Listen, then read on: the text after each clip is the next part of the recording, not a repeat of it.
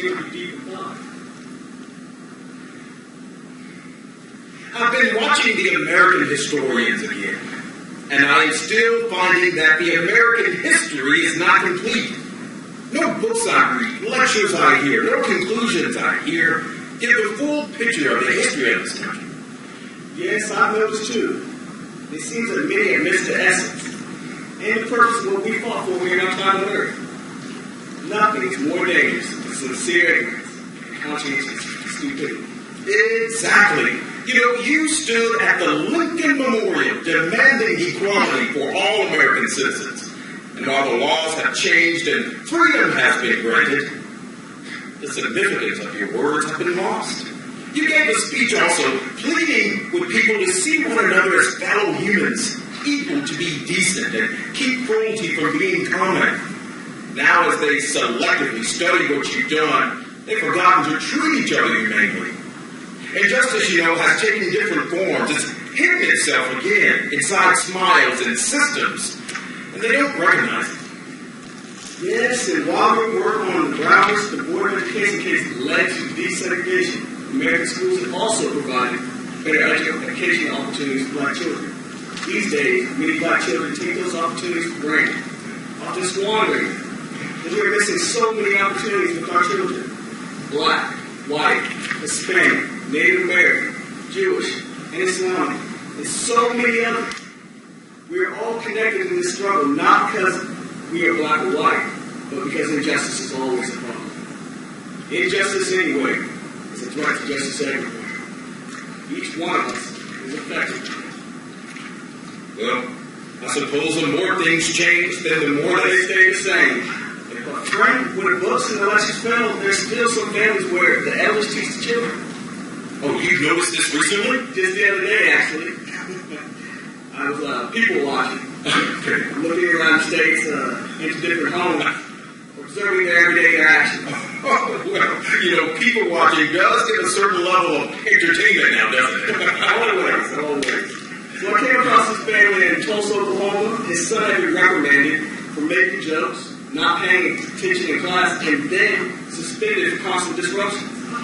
The young man made the comment that he didn't find it was necessary to go to school.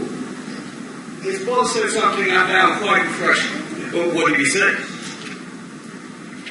He said that there was a day, not too long ago, where blacks were banned from reading in school. People fought to change this. Basically, the time came when blacks were allowed to read, but not the same classroom as whites. We were only allowed secondhand, outdated, and often worn-out materials in the classrooms. People died to change this. Today, you can enter the classroom and provide the same materials as all the other students. And you want to waste this opportunity playing around instead of taking advantage of it. Well, what was the young man's response? Well, the boy didn't have much basic to say. His father sent him to his room to read about desegregation and think about choices he made at school that day. Good job, Dad. I thought so, too. Well, who was the family that you're talking about? I would like to take a look at them from time to time myself. The Marshall family. Want to look at them now? All right, sure. Let's see what they're up to. Why did you come to Greenwood? This part of town is... It wasn't always like this. I want you to teach some things about your history. I want you to learn things about your history and the history of this area. Did you do the research on the segregation I told you? Yes, sir. I found all the stuff I wanted about the black community as compared to the Western community. Okay. Good. Some of the richest black people in the country live in this very area. I should have been. Well, be serious. Dad's trying to teach you something important. Just like your granddaddy taught me. I expect you to teach your children one day. Now, that young man, you pay attention. Yes, sir. All right, sir. So, back in the early 1900s, they used to call this very area Black Wall Street. And Little Africa. Black Wall Street? Little Africa? Yes, because the business were prosperous and the people were too. They more than nice clothes, drove fire cars, some of them even had airplanes. Look down the street. You see the bronze markers on the sidewalks there with the names of the business and the owners and the years? Yes, sir. I see that. Well, son, these businesses were on the Greenwood, all over the place. They were destroyed, some were built, but many were just lost. You see all the red brick buildings over there? Like the Greenwood Culture Center over there? Yes, sir. I see them. Those red bricks are testaments to the time where there were many more red brick buildings all over this neighborhood. But these were black-owned businesses, some newspapers, grocery stores, law offices, hotels, beauty shops, all kinds of places. Now, right across the street from the Culture Center, there used to be a 65-story hotel called the Stratford Hotel. Now, the Stratford was expansion in any of the hotels in the South Tulsa area.